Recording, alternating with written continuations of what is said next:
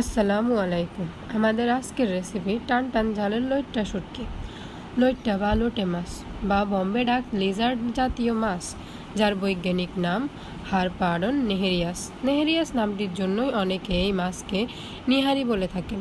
লইট্টা মাছ আমাদের দেহে হিমোগ্লোবিনের পরিমাণ বাড়ায়। তাছাড়া ব্রেনের সক্ষমতা ও পেশির শক্তি বৃদ্ধি করে।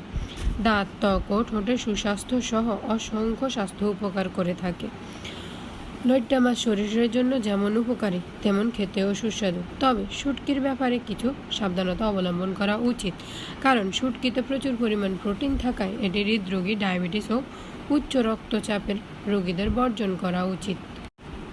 তাছাড়া আজকাল শুটকি সংরক্ষণে ক্ষতিকারক কীটনাশক, ডিউটি জাতীয় উপাদান ব্যবহার করা হয়।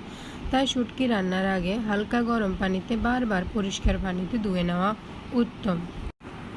আমি আমার রেসিপিতে ব্যবহৃত শুটকি অবশ্য গরম পানি দিয়ে পরিষ্কার করিনি, তবে শুটকিটা তাওয়ায় টেলে পানিতে অনেকক্ষণ ভিজিয়ে রেখে তারপর ঠান্ডা পানিতে ধুয়ে নিয়েছিলাম। যদিও শুটকিতে কিছু ক্ষতিকারক দিক রয়েছে, তবুও আমরা প্রায় প্রত্যেক বাঙালি শুটকি বেজায় পছন্দ করি। আমি আমার রেসিপিতে যে শুটকিটা ব্যবহার করেছি তা হচ্ছে লইট্টা শুটকি।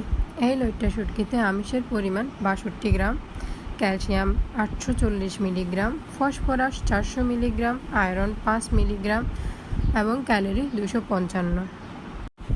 শুটকির উৎপত্তি হচ্ছে মূলত মাছের দ্রুত পচে যাওয়ার অসুবিধা থেকে। আগেকার দিনে মানুষ যে কোনো কিছু রোদে শুকিয়ে সংরক্ষণ করত। মাছের পচে যাওয়া রোদেই মূলত শুটকির প্রচলন শুরু হয়। এবার আসি শুটকি রান্নার প্রণালীতে। প্রথমে শুটকি অল্প আঁচে অল্প কিছুক্ষণ টেলে পানিতে ভিজিয়ে রেখে পরিষ্কার করে নিতে হবে। তারপর চুলায় হাঁড়ি বসিয়ে পাত্রে তেল দিয়ে পেঁয়াজ, কাঁচামরিচ ও রসুন দিয়ে 2-3 মিনিট হালকা রান্না করে নিতে হবে। পেঁয়াজ নরম হয়ে গেলে শুটকি সহ বাকি সব উপকরণ কষিয়ে নিতে হবে।